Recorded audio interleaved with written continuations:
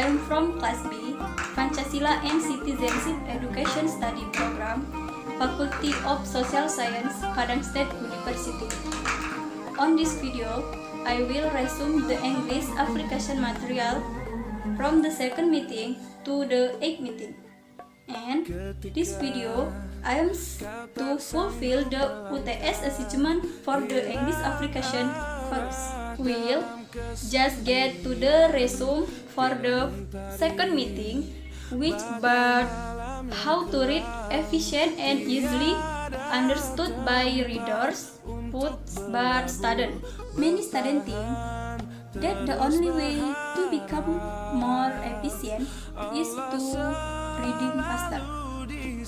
They believe slow reading is poor reading. This is not false. How you read are more important to how fast you read. If you read a 12-page assessment in 1 hour, but you remember only 60% of what you read, you're not reading efficient. The efficient reading involves advanced conversation and recall read in a reasonable time frame. First step in determining how to read a given place of writing is to assess it is difficult. Here are a few important characteristics to consider. Number 1, the format. The physical assessment of which can influence how easily material can to be read. Well, it is often more difficult to read a page that is a solid block of print than it is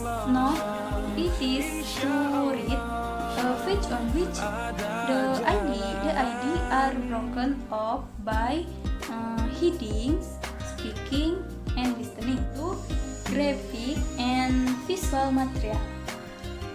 The inclusion of maps, picture, graphs, and cards also may influence your reading. 3.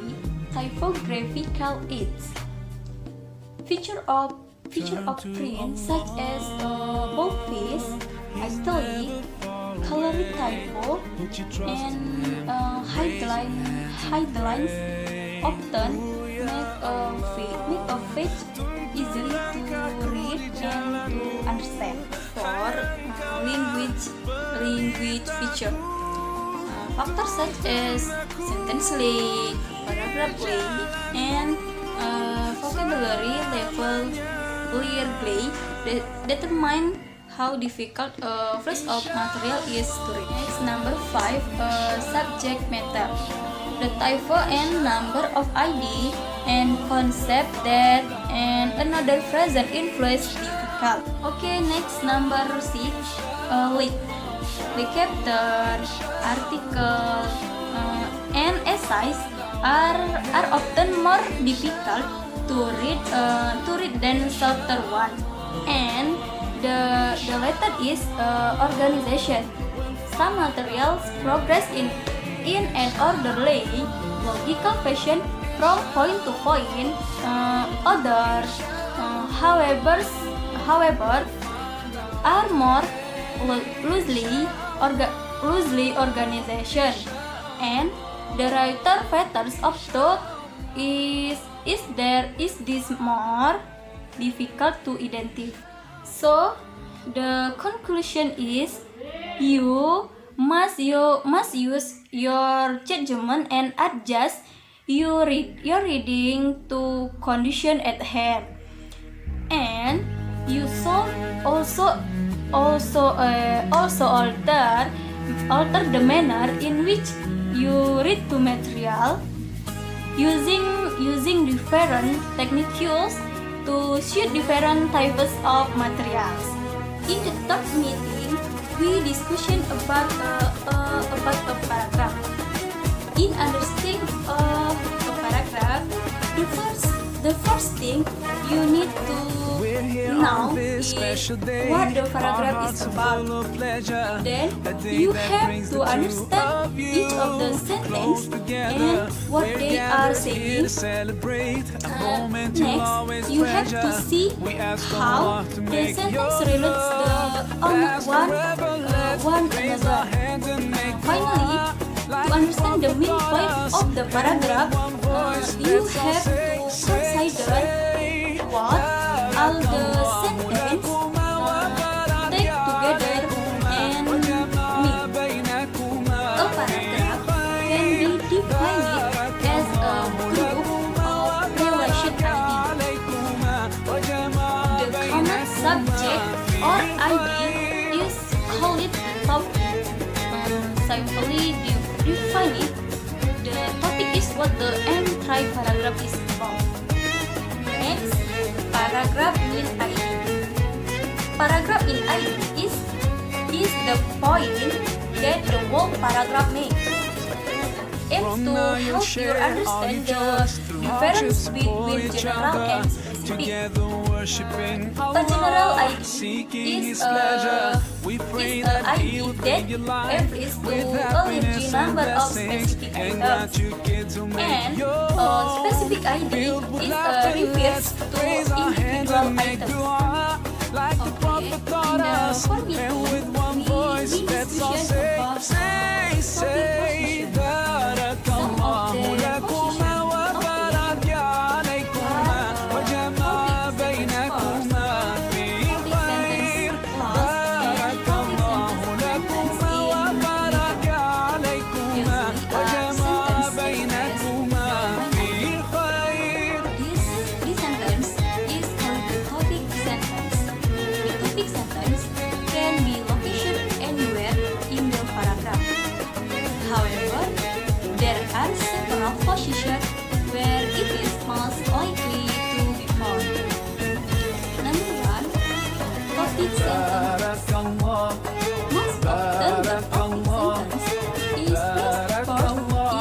the paragraph. In this type of paragraph, the another first steps in the fifth paragraph, mainly with writing and then explaining. Number 2, the topic sentences. The second most likely place for a topic sentence or file is placed in the paragraph. Where is green when using this arrangement? Alright, lead up to the main point and then directly text at the end. Topic sentence in the middle. If it is placed either first or last, then the topic sentence occurs somewhere in the middle of the paragraph. In this arrangement, the sentence before the topic sentence lead up to or introduce the main idea. Those that follow the main idea explain topic sentence first and last. Occasionally, the main ID will be start at the beginning of a paragraph and again at the end. Writer may use this organization to emphasize an important ID or the explain an ID that needs clarification. Okay, next, fight meeting. In the fight meeting, we discussion about sentence KID and sentence detail. Number 1, sentence KID. In the sentence KID, to identification of the topic sentence, we can do the instruction. Number 1, search for the most important information in the sentence. Number 2, think of sentence group of words that are more important than others. Number 3, try to see how of the part of the sentence are correct. Example: the average Indonesian life up to 65 years. The KID of the sentence is Indonesian life. To define the main ID in long complication sentence, we can do that instruction. Number 1, who or what is the sentence about, and what is happening in the sentence. Next, sentence detail. After we identify the KID, the next step in understand a sentence is to see how the details affect its meaning. Must detail either add to or change the meaning of KID. Usually, the answer such question about the subject or predicate as what, where, which, when, how, or why. Okay, next, sixth meeting. In the sixth meeting, we discussion about still continues the frivolous material, namely about a combined sentence and relation sentence. The first, combined sentence. In combined sentence, usually semicolon. Example: some students had math, other enjoy it. Number 2, a common followed by a conjunction. Example: and, but, or, not, so, for, and yet.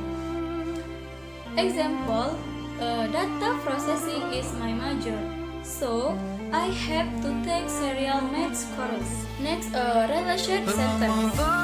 A writer often expands a sentence by adding a relation, but least important ID.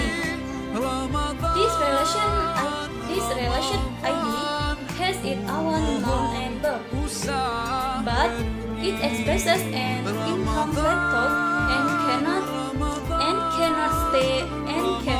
stand by itself. Example: after we left the party, we stopped for a pizza. In the sentence, the more important ID is we stopped for a pizza.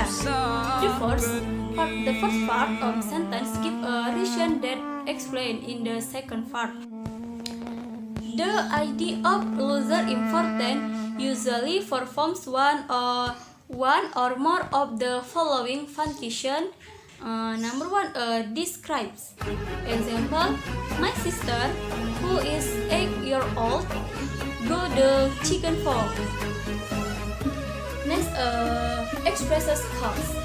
Example: because I was out jogging, I missed your phone calls. Stage for false or reason. Example: Gurgu skipped his English class, so he can't study for physiology test.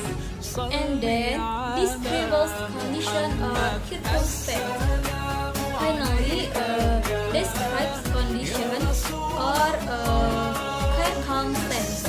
Example: if I first introductory physiology, I will register for physiology. Next, 7 meeting. In the 7 meeting, we discussion about important vocabulary. Number 1, context clues. Context clues can help you to figure out the meaning of unfamiliar word.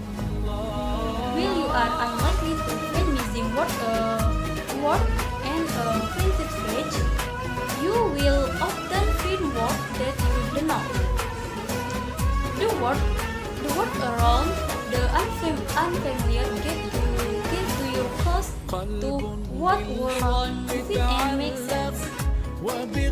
There are four of context clues to look for. Definition. Example: contrast and inference. First, definition clause. Many times a writer defines a word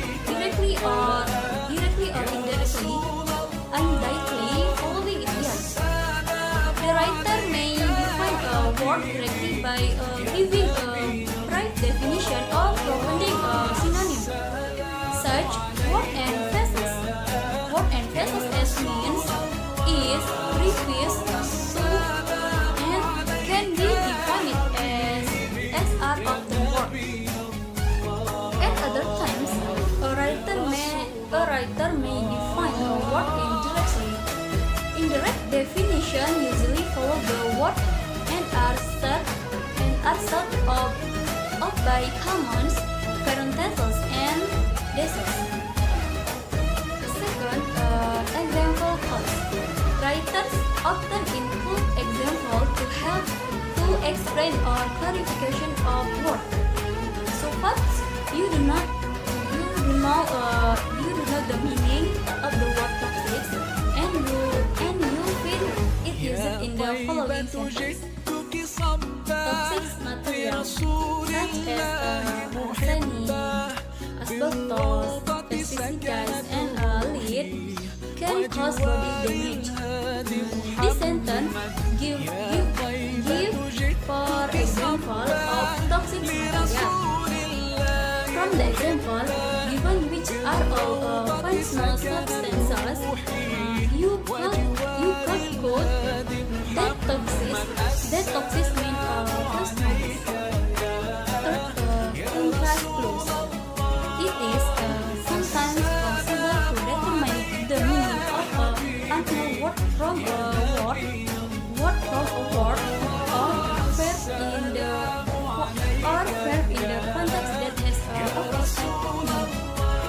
For example, one of did use second to the temptation to have a second piece of cake, but the other recited. Although you may not know the meaning of second part, you know that the one used whose second part was different from the other who recited.